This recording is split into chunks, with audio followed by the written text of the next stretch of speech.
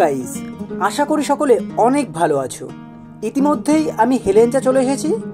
হেলেঞ্চা মানেই কালী পুজো। আজ আপনাদের দেখাবো হেলেঞ্চার কোথায় কোথায় কি কি প্যান্ডেল হচ্ছে।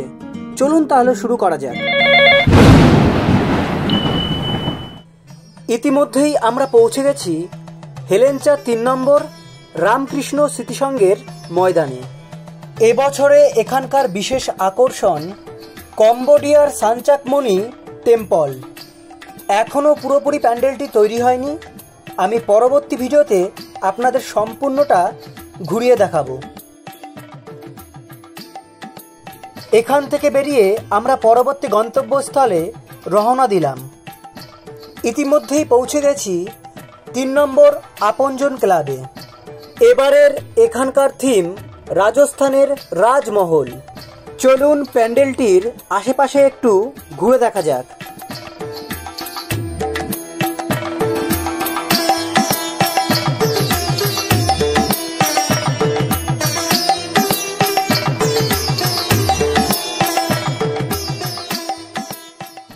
এবার আমি চলে যাব পরবর্তী গন্তব্যস্থলে।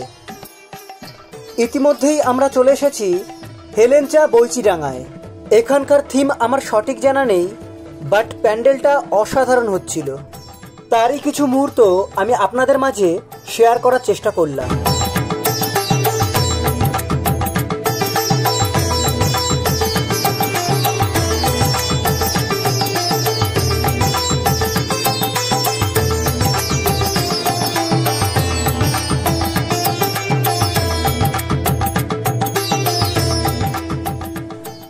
এখন আমরা দাঁড়িয়ে আছি হেলেঞ্চা ১ নং টেঙ্কিপাড়া নবমিলন সংঘের ময়দানে।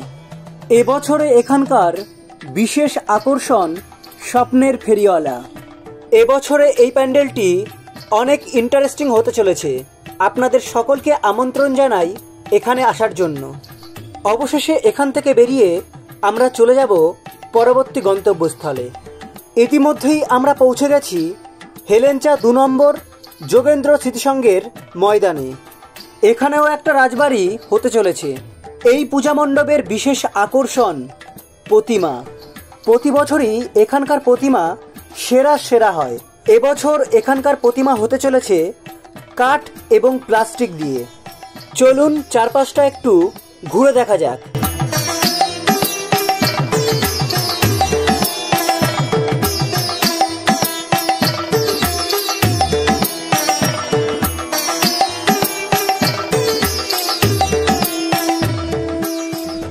ইতিমধ্যেই আমরা চলে যাচ্ছি আমাদের পরবর্তী গন্তব্যস্থলে। এখন আমরা আছি হেলেঞ্চা গার্লস স্কুলের নবারণ সংঘের ময়দানে।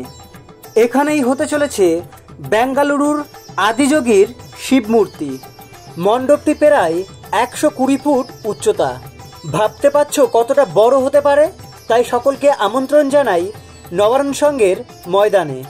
যাই হোক, এখান থেকে বেরিয়ে আমরা চলে যাব পরবর্তী গন্তব্যস্থলে।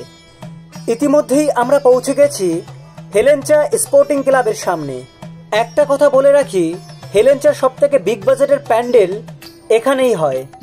এবছরে এই মণ্ডপটি পুরো কাচের হতে চলেছে। প্যান্ডেলটি সম্পূর্ণ হলে কতটা সুন্দর লাগতে পারে আমাদের কোনো ধারণাই নেই।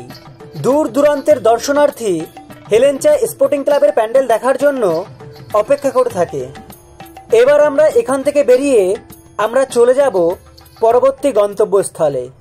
ইতিমধ্যেই আমরা পৌঁছে গেছি হেলেঞ্চা সবুজ সংঘের ময়দানে। এবছরে এখানকার বিশেষ আকর্ষণ শ্রীকৃষ্ণের দ্বারকা নগরী। আপনারা কল্পনাও করতে পারবে না এই প্যান্ডেলটি জাস্ট অসাধারণ হচ্ছে। তাই সকলকে আমন্ত্রণ জানাই হেলেঞ্চা সবুজ সংঘের পূজা মণ্ডপে আসার জন্য। যারা এখনো আমার এই চ্যানেলটিকে সাবস্ক্রাইব করোনি, অবশ্যই সাবস্ক্রাইব করে রেখো। আমি পরবর্তী ভিডিওতে এই পূজা মণ্ডপটির সম্পূর্ণভাবে দেখানোর চেষ্টা করব।